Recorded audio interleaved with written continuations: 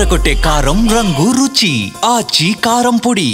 పశ్చిమ గోదావరి జిల్లాకు సంబంధించి ప్రస్తుతం టీడీపీ అధ్యక్ష పదవిపై పార్టీ శ్రేణుల్లో ఉత్కంఠ నెలకొంది.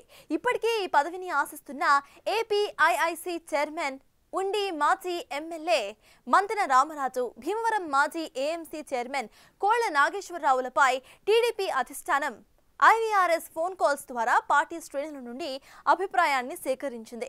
ఈ పరిస్థితుల్లో జిల్లా వ్యాప్తంగా పార్టీ నాయకులు, కార్యకర్తలు టీడీపీ జిల్లా అధ్యక్ష పదవి ఎవరిని వర్తిస్తుంది అనే దానిపై అత్యంత ఉత్కంఠతో ఎదురుచూస్తున్నారు.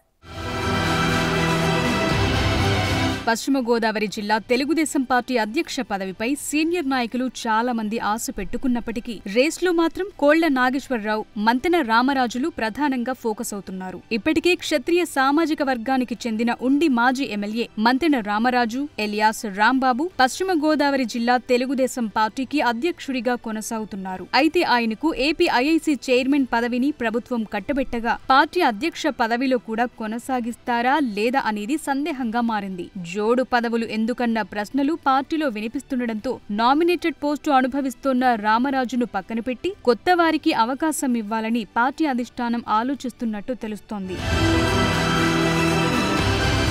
పార్టీ సీనియర్ నాయకుడు, భీమవరం ఏఎంసీ మాజీ చైర్మన్ కోళ్ల నాగేశ్వరరావు పార్టీకి కష్టకాలంలో అండగా ఉన్న నేత.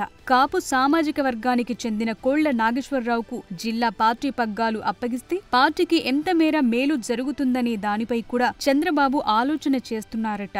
రామరాజుల మధ్య ఐవీఆర్ఎస్ ఫోన్ ద్వారా జిల్లా వ్యాప్తంగా పార్టీ శ్రేణుల నుండి చంద్రబాబు అభిప్రాయాలను సేకరించారు. ప్రస్తుతం ఈ నివేదిక చంద్రబాబు వద్దే ఉందని తెలుస్తోంది.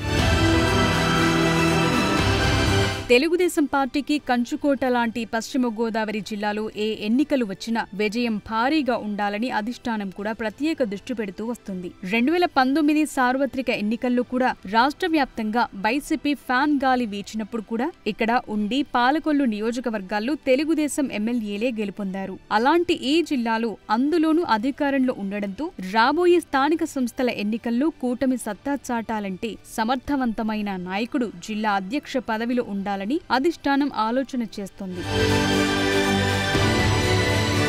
ప్రస్తుతం జిల్లా టీడీపీ అధ్యక్షుడు మంతెన రామరాజును పక్కన పెడితే తెలుగుదేశం పార్టీ రాష్ట్ర కార్యదర్శి కోళ్ల నాగేశ్వరరావు ముందంజలో ఉన్నారని చెప్పొచ్చు. విద్యార్థి దశ నుండే ప్రజా సమస్యలపై, విద్యార్థి సమస్యలపై పూర్తి అవగాహనతో ప్రజల కోసం పోరాటాలు చేస్తూ వచ్చిన కోళ్ల నాగేశ్వరరావు 1982లో తెలుగుదేశం పార్టీ ఆవిర్భావంలోనే ఆ పార్టీలో చేరారు. 40 ఏళ్లకు పైగా తెలుగుదేశం పార్టీలో పనిచేస్తూ గ్రామస్థాయి నుండి రాష్ట్ర స్థాయి వరకు అనేక పదవులు అలంకరించిన కోళ్ల నాగేశ్వరరావు 2016 నుండి 2019 వరకు భీమవరం మార్కెట్ యార్డ్ చైర్మన్ గా కూడా పనిచేశారు.